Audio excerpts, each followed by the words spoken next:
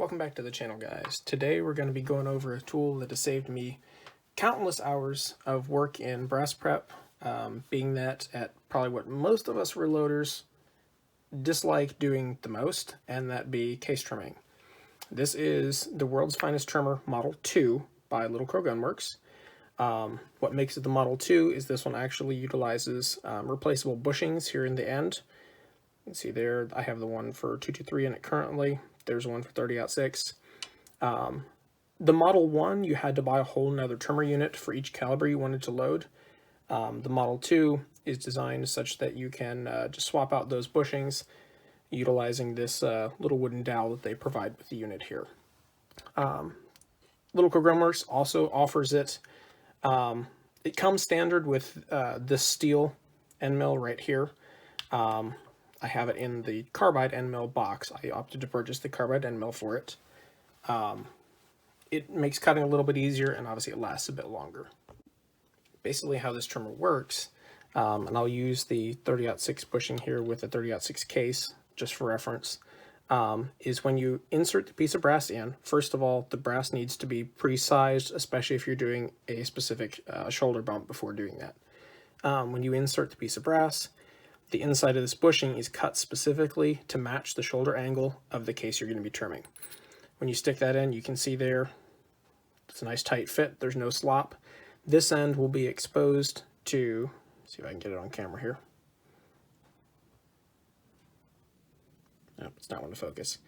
But inside there is going to be that end mill and the cutters on it.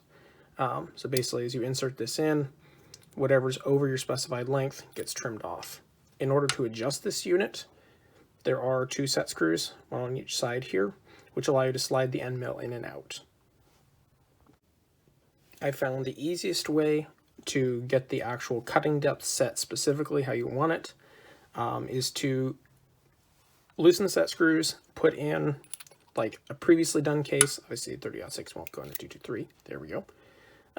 Previously cut case to length. If you don't have that, using a fired case, then take this end and put this into, I typically use like a cordless drill.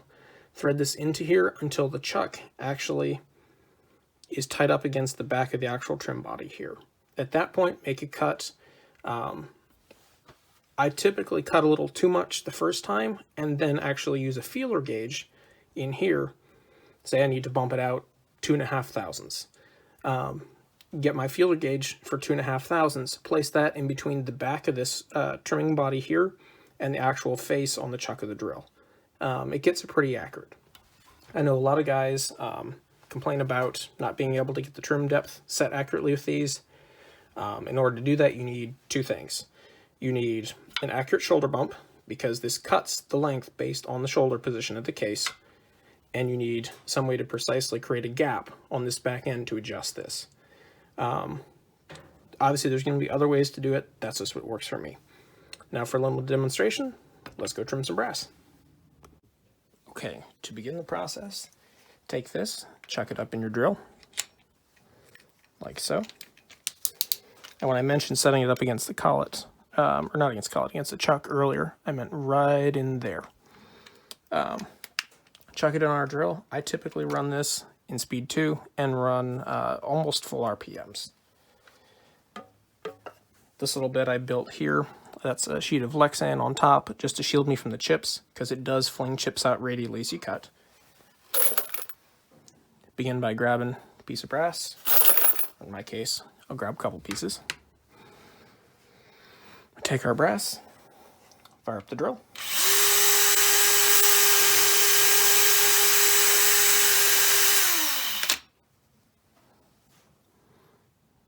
And there it's trimmed on the end. It may need chamfered and deburred.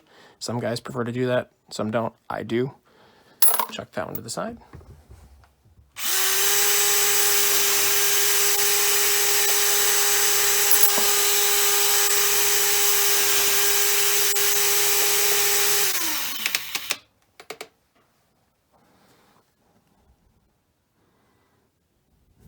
It'll focus. And there we go.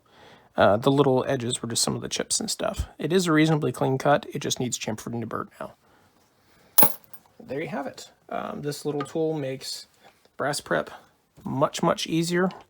It's still not as easy as like a press mounted machine like on a Dillon. Their RT-1500, something similar to that. But it's definitely improvement over like a lathe style trimmer, or something where you might be doing it by hand with like a lead lock stud or something like that. I think these guys run right around the $75-ish range. They're extremely well made. The machining on them is excellent. This bearing, after doing thousands of pieces already, super smooth.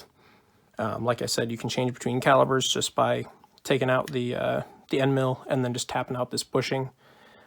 Overall, something else that might help you guys, and hopefully just a good video to be able to see it used hands-on. As always, if you have any questions, feel free to leave them below. Any recommendations for video topics, that kind of thing, or just corrections or something that I may have said wrong, by all means, let me know. I'm looking forward to making good content for you guys.